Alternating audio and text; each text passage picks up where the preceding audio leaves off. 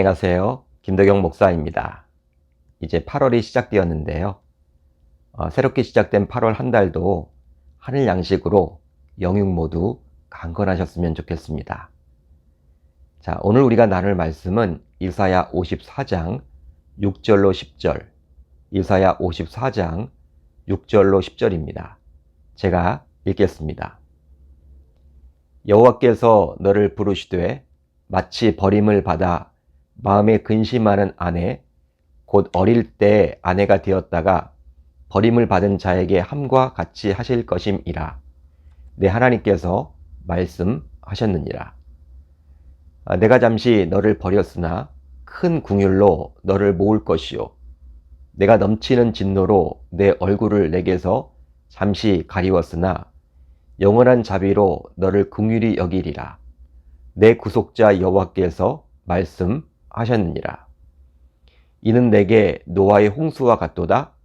내가 다시는 노아의 홍수로 땅 위에 범람하지 못하게 하리라 맹세한 것 같이 내가 내게 노하지 아니하며 너를 책망하지 아니하기로 맹세하였노니 산들이 떠나며 언덕들은 옮겨질지라도 나의 자비는 내게서 떠나지 아니하며 나의 화평의 언약은 흔들리지 아니하리라.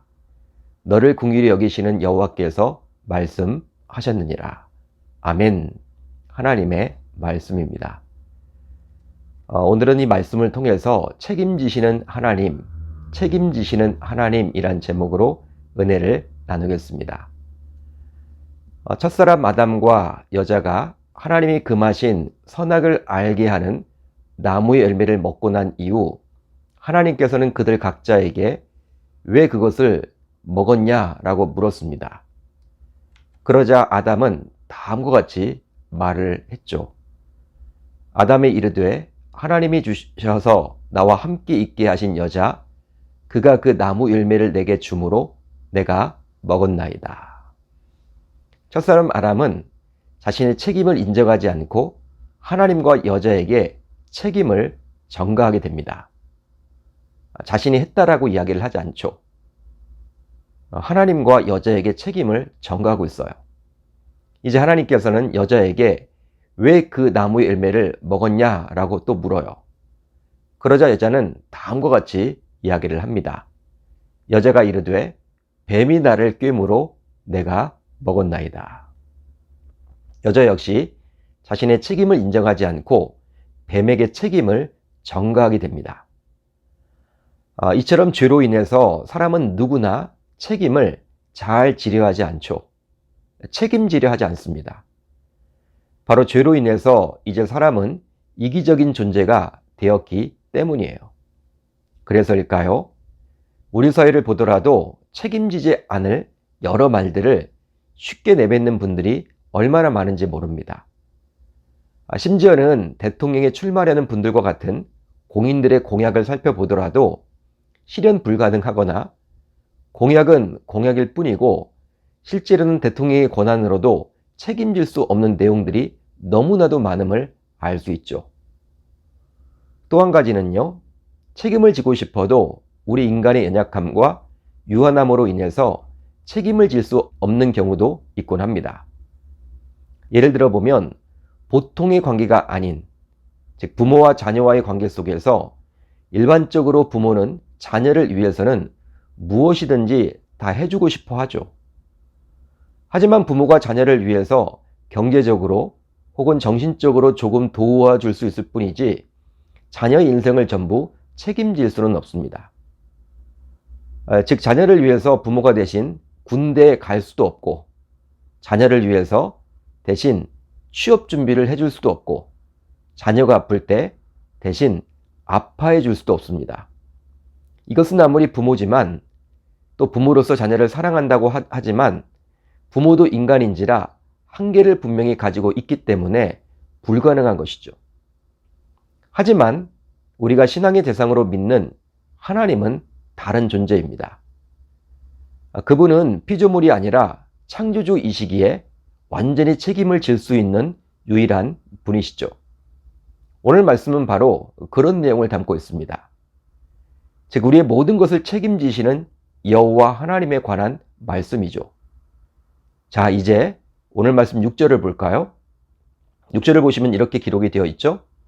여호와께서 너를 부르시되 마치 버림을 받아 마음에 근심하는 아내, 곧 어릴 때의 아내가 되었다가 버림을 받은 자에게 함과 같이 하실 것임이라.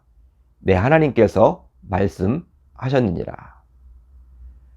당시 이스라엘은 마치 젊은 나이에 결혼했다가 사랑도 받지 못하고 소박을 맞은 여인처럼 쓰라린 마음을 안고 절망적인 삶을 살아가는 여인과도 같은 처지였습니다.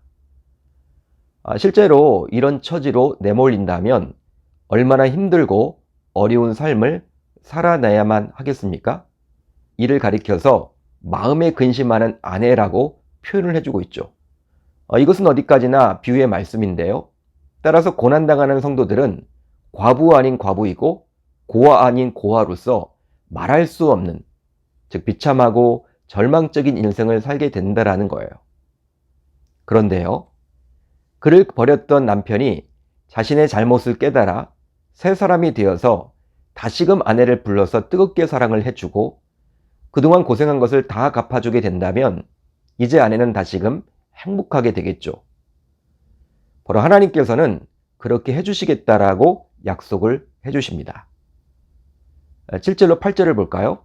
이렇게 기록이 되어 있죠. 내가 잠시 너를 버렸으나 큰 긍휼로 너를 모을 것이요. 내가 넘치는 진노로 내 얼굴을 내게서 잠시 가리웠으나 영원한 자비로 너를 긍휼히 여기리라. 내 구속자 여호와께서 말씀하셨느니라. 하나님께서는 이스라엘 백성들에게 그런 고통을 주신 분이 바로 자신이라고 말씀해 주십니다. 그런데 그런 고난을 주셨지만 그것으로 끝이 아니라 친히 책임져 주시겠다라고 약속을 해 주시죠. 바로 큰 긍휼로 너를 모을 것이요 영원한 자비로 너를 긍휼히 여기리라. 이런 구절들을 통해서 하나님의 진심을 알 수가 있는데요. 그런데 하나님께서는 이제 이스라엘 백성들을 긍휼히 여기시겠다라고 말씀해 주십니다. 7절에서도 8절에서도 긍휼을 강조해 주고 있죠. 이 긍휼이란 단어는 바로 영어 단어로 compassion인데요. 바로 come, 즉 함께, 그리고 passion, 고통, 이런 의미를 담고 있는 합성어입니다. 따라서 긍휼은 고통을 함께 나누다, 이런 의미를 담고 있는 거예요. 이제 더 이상 백성들을 홀로 두지 않으시고 백성들의 고통을 친히 함께 나누시겠다라는 의미입니다. 하나님이 그렇게 해주시겠다라는 것이죠. 이것은 곧 하나님께서 친히 책임져 주시겠다라는 약속의 메시지임을 알 수 있는 거예요. 이제 이런 책임을 지겠다라는 의지를 담아서 하나님께서는 다음과 같이 자신을 표현해 주고 있는데요. 내 구속자 여호와께서 말씀하셨느니라. 이 구절을 보게 되면 구속자라는 단어가 나옵니다. 여기에 나와 있는 구속하다라는 것은 우리 빚을 대신 하나님께서 대신 갚아주셨다라는 거예요. 다 갚아주셨다라는 것이죠. 즉 값을 모두 대신 치러주셨다라는 겁니다. 보통의 경우 우리는 구원을 값없이 받았다라고 이야기들을 하는데요. 이 말은 우리의 편에서 치르는 값은 없지만 그렇다고 해서 구원이 공짜는 결코 아님을 알 수 있습니다. 즉 우리는 구원을 위해서 대가를 치르지는 않지만 대신 하나님께서 모두 대신 치르셨죠. 따라서 우리를 자녀로 삼아주셨고 자신의 백성으로 삼아주셨다는 것은 이미 하나님께서 책임을 져 주셨다라는 의미인 거예요. 바로 대신 값을 치루어 주셨기 때문이죠. 그것도 보통의 값이 아닙니다. 보통의 값을 치르신 것이 아니라 자신의 독생자의 생명으로 값을 치르셨죠. 그러기에 하나님께서는 우리를 책임지시되 끝까지 책임져 주시는 분이심을 알 수 있는 것이죠. 그렇지만 여전히 우리는 바쁜 일상 속에서 이런 하나님의 진심을 놓치며 불안해하는 경우가 얼마나 많은지 모릅니다. 즉 하나님은 계속해서 우리를 책임져 주신다, 책임져 주시겠다라고 약속을 해주고 있건만 우리는 그것을 잊고 지내는 것이 너무나 많은 것이죠. 이런 우리의 모습을 모를 리가 없는 하나님께서는 이제 다음과 같은 말씀으로 우리들을 위로해 주고 있는데요. 자, 오늘 말씀 10절입니다. 산들이 떠나며 언덕들은 옮겨질지라도 나의 자비는 내게서 떠나지 아니하며 나의 화평의 언약은 흔들리지 아니하리라. 너를 긍휼히 여기시는 여호와께서 말씀하셨느니라. 자, 이 말씀에 나와 있는 산이나 언덕 어떻습니까? 그냥 있는 곳에 계속 존재하죠. 존재합니다. 예를 하나 들어보면 조선시대의 지리산은 지금도 여전히 같은 곳에 위치해 있죠. 산이 막 다른 곳으로 옮겨지거나 하지는 않죠. 마찬가지로 하나님께서는 자신이 베푸시는 자비와 언약은 영원히 떠나지 않는다라고 말씀을 해주셨습니다. 이것은 어떤 의미를 담고 있냐? 바로 끝까지 책임져 주시겠다라는 약속의 메시지인 거예요. 따라서 우리가 아무리 힘든 삶을 살고 있더라도 우리의 모든 것을 책임져 주시겠다라는 그 여호와 하나님의 약속의 메시지를 붙들고 살아간다면 우리는 그 어려움을 넉넉하게 이겨낼 수 있게 되리라 믿습니다. 자, 이제 우리 공동체가 함께 나눌 기도 제목인데요. 두 가지입니다. 우선 첫 번째로는 우리의 모든 것을 책임져 주시겠다라는 그 하나님을 놓치지 말게 하소서. 다음으로 8월 한 달도 하늘 양식과 함께함으로 우리의 영혼이 살찌우게 하소서.